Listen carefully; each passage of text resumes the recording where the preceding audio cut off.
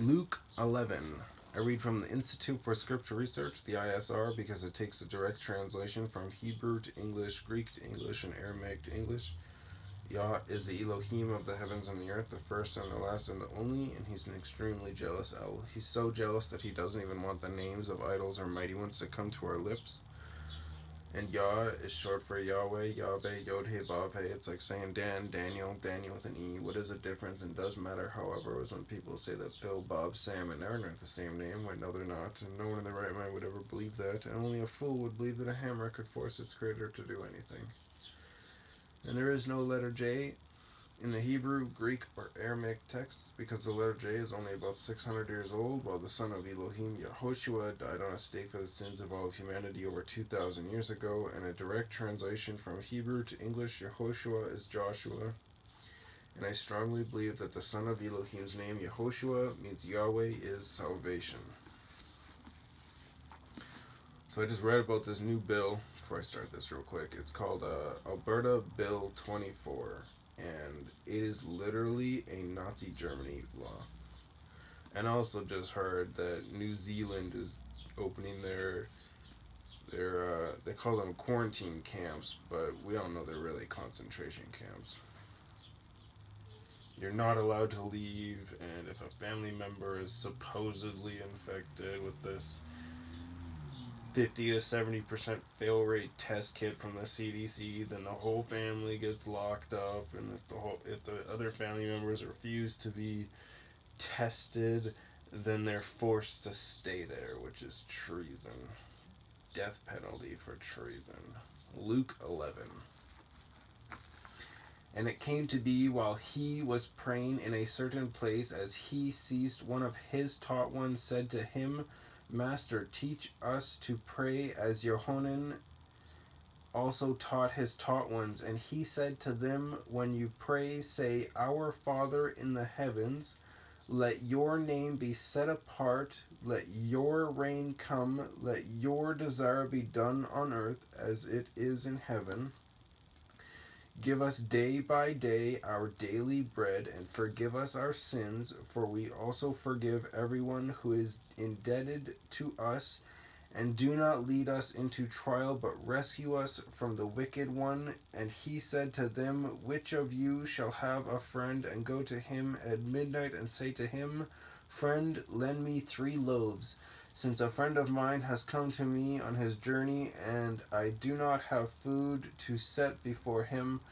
Then the one inside answering says, Do not trouble me, the door is already locked, and my children with me are in bed. I am unable to get up and give it to you.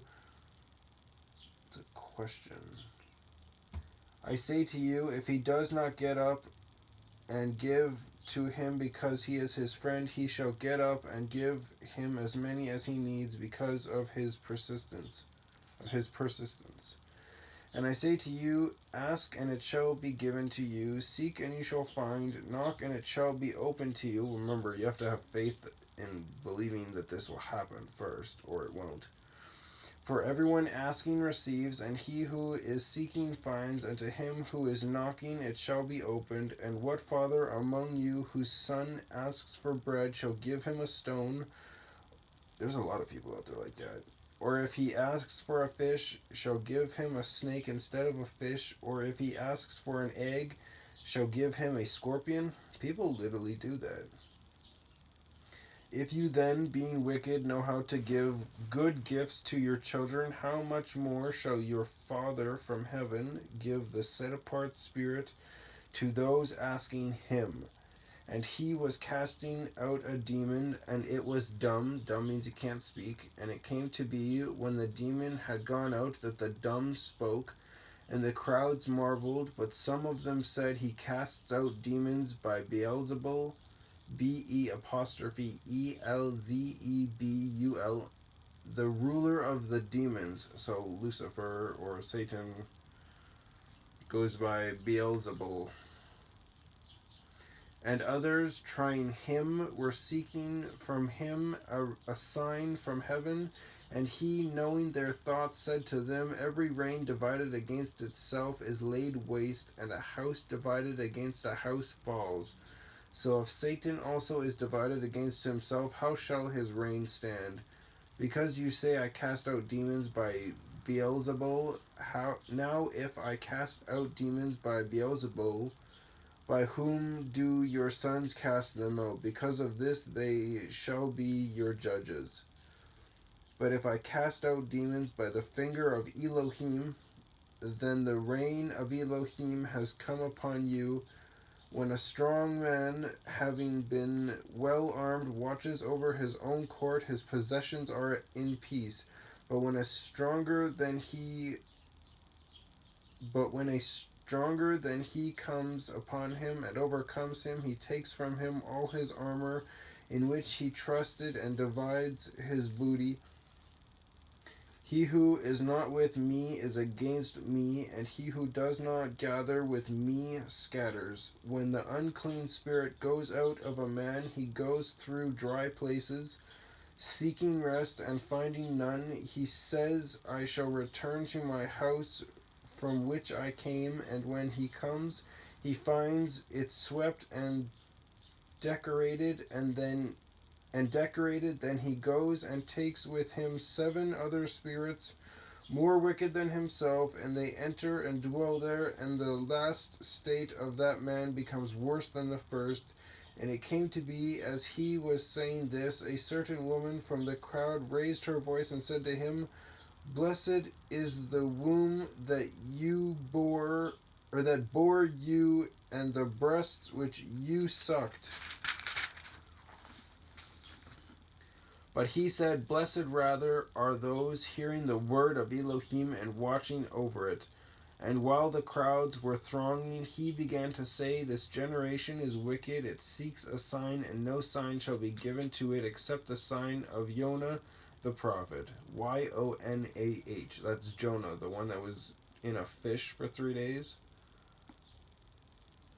For as Jonah became a sign to the Ninewites, Ninewites, so also the Son of Adam shall be to this generation. The soberness of the south shall rise up in the judgment with the men of this generation, and shall condemn them. For she came from the ends of the earth to hear the wisdom of Shlomo, Shelomoh, and look, a greater than Shlomo is here. The men of Nineveh, Ninewe, with a half a check mark H, shall rise up in the judgment with this generation and condemn it. For they repented at the preaching of Jonah, and look, a greater than Jonah is here. And no one when he has lit a lamp puts it in a hidden place or under a basket, but on a lampstand, that those who come in shall see the light. The lamp of the body is the eye. Therefore, when your eye is good, all your body also is enlightened. But when your eye is evil, your body also is darkened. See to it, therefore, that the light which is in you is not darkness. If then all your body is enlightened, having no part dark, all shall be enlightened, as when the bright shining of a lamp gives you light. And as he spoke, a certain Pharisee asked him to dine with him. So he went in and sat down to eat.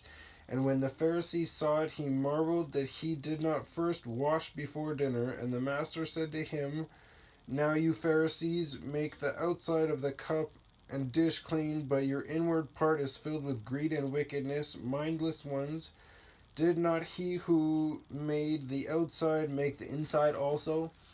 But give in kindness of that which is within, and see, all are clean to you. But woe to you Pharisees, because you tithe the mint and the rue, and every plant, and pass by the right ruling and the love of Elohim. These you should have done, without leaving the others undone. Woe to you Pharisees, because you love the best seats in the congregations and the greetings in the marketplaces. Woe to you, scribes and Pharisees, hypocrites, because you are like the unseen tombs, and the men walking over them do not know. And one of those learned in the Torah, Torah, by the way. That's the first writings, the Torah. The first 5 books of the first writings was Torah. And answering said to him, Teacher, when you say this, you insult us too. Oh, well, I don't like to give you something that tickles your ears. Sorry, sugarcoating ain't my game.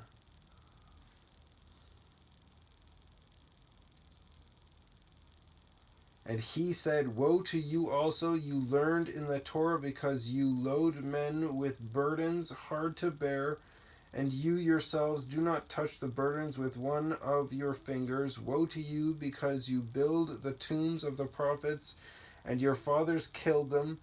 So you bear witness that you approve of the works of your fathers, because they indeed killed them, and you build their tombs. And because of this, the wisdom of Elohim said, I shall send them prophets and emissaries, emissaries,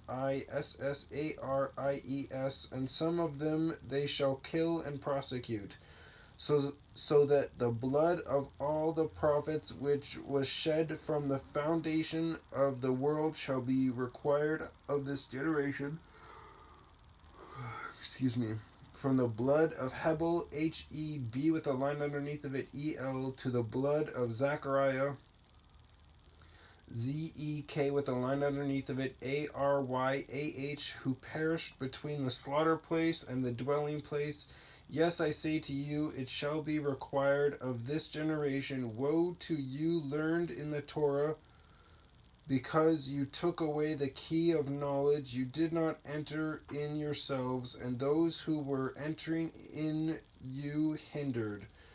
And as he was saying this to them, the scribes and the Pharisees began to oppose him fiercely, and to draw him out on many subjects, watching him and seeking to catch him in whatever he says, so as to accuse him. Again, that whole part where they say that it's not what goes into me that defiles me, but what comes out of me defiles me. They're not talking about unclean meats now becoming clean. If you actually read it when it first says it, you'll understand that he's talking about washing your hands. I mean, it did say it again. Washing your hands is what made, for the Pharisees, it's a man-made tradition to wash your hands before you eat, because they believe that it defiles you. Hence the saying. Anyways.